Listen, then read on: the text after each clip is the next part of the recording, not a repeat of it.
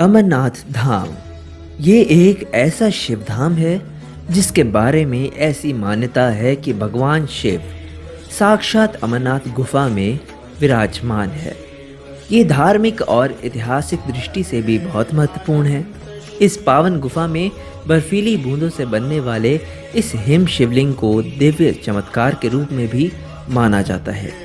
कहते हैं कि इस गुफा में कबूतर का एक ऐसा जोड़ा जो सदियों से ही गुफा में मौजूद है। क्या आपको पता है कि गुफा में भगवान शिव कैसे प्रकट हुए? यदि नहीं तो जानने के लिए जुड़े रहिए मेरे साथ आज की कहानी में, आपके अपने podcast channel the Aman Gupta show पर। धन्यवाद। एक बार माता पार्वती ने महादेव से पूछा, महादेव कृपा करके आप मुझे ये स्पष्ट करें कि आप अजर और अमर कैसे हैं और आपकी गर्दन में पड़ी नरमुंडों की माला के पीछे का रहस्य क्या है। इस बात पर महादेव ने पार्वती के सवाल का जवाब देना उचित नहीं समझा, लेकिन उन्होंने उस बात को टालने की भी बहुत कोशिश की। लेकिन पार्वती की जिद के कारण इसका रहस्य उनको बताना पड़ा। कहते हैं कि इस रहस्य को बताने के लिए भगवान शिव को एक ऐसी जगह चाहिए थी जो कि बहुत ही ज़्यादा एकांत हो, जिसे तलाश करते हुए वे माता पार्वती को अपने साथ लेकर बढ़ते चले गए।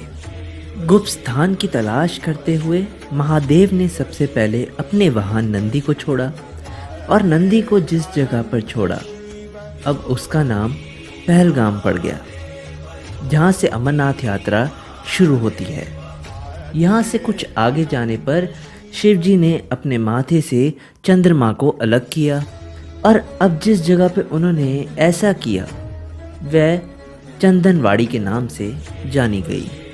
इसके बाद गंगा जी को पंचतरणी में और गले के सांपों को शेषनाग पर छोड़ दिया, जिस कारण इस पड़ाव का नाम शेषनाग पड़ गया। अमरनाथ यात्रा का अगला पड़ाव यानी कि गणेश टॉप है। मान्यता इस प्रकार है कि इस स्थान पर शिव ने अपने पुत्र गणेश को छोड़ा था। इस प्रकार इन 5 चीज़ों को पीछे छोड़ते हुए भगवान शिव माता पार्वती के साथ उस गुफा में प्रवेश किया।